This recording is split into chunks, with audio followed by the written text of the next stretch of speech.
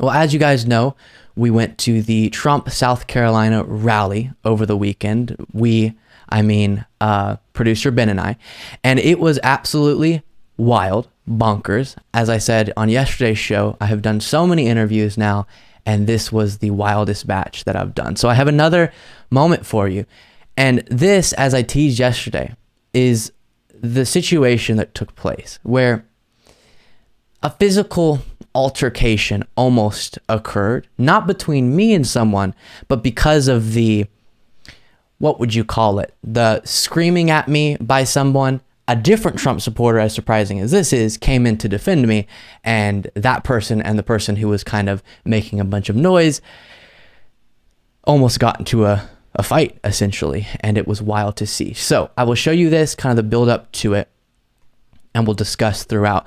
But I was chatting with this guy, and then someone off camera started wanting to get involved. Reason for that. Do you believe the 2020 election was stolen? That's a good question. It really depends on your definition of stolen. Do I think there was unconstitutional voter laws passed in the 2020 election that resulted in Joe Biden winning? Absolutely. Do I necessarily know for a fact that that was a result of like election fraud? Absolutely not. No, I can't verifiably prove that. But I think there was a lot of not so above the water actions that happened in the 2020 election. If you're not certain that voter fraud, mass voter fraud, whatever, the dead voters, all these different things we've heard caused Trump to lose, is it not dangerous for him to be saying that as if there was evidence for it? Was it dangerous when they said it? I can interview after him if you like. Sure. Okay. So right there, initially he says, and he's standing right next to Ben, who was filming, which was really... Right next to me. And for the longest time, he would just keep interjecting. I couldn't even hear anything. Yeah. And so I said to him, if you want to interview next, that's great. Kind of alluding to the fact that I'll say more explicitly in a second. Be quiet for now, and then you can say whatever you want on camera, so that this guy has his moment. But in this moment, he says, that sounds great. I would love to. Later, he swears at me because I ask him again to come interview. Is that not dangerous and kind of causing people to not trust our democracy when he's not providing the evidence for the claims? I think good criticism of any system throughout this country is necessary. I don't think suppressing any type of criticism, wrong or right, is... Just 1 second. I'm going to get to you next. Just try not to be too loud. All right. Sorry about that. No, you're good. Yeah. Okay. That's it. Cool. Oh, I thought you were... So, he was, we'll say, being rather disrespectful, and I got kind of upset at that point in time and didn't want to keep interviewing this guy if he was going to be standing there yapping in my ear. And so then, as you saw at the end, and we have much more where it gets more heated, I said, all right, you know what? You and me, let's stop talking. I want to come talk to this guy. And at that point, when it was actually his chance to say his opinion, as he said, he didn't want to.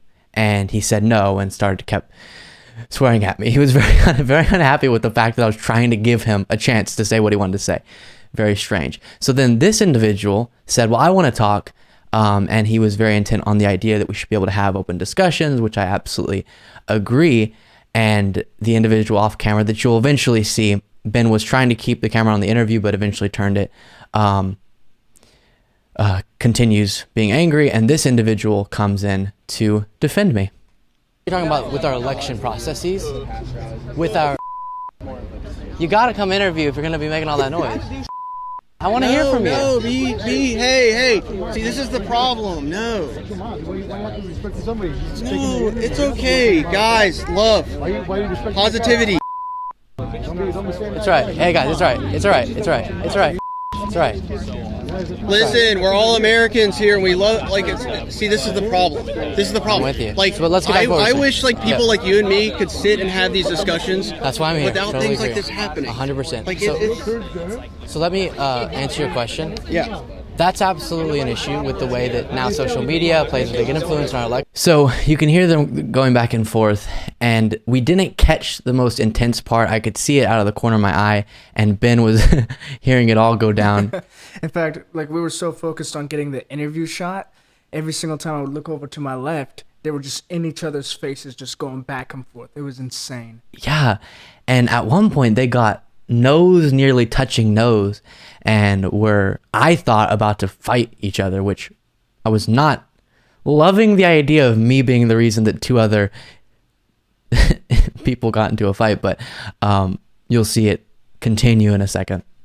To me, that needs to be addressed, thought about. Social media companies need to figure out how they're going to regulate that.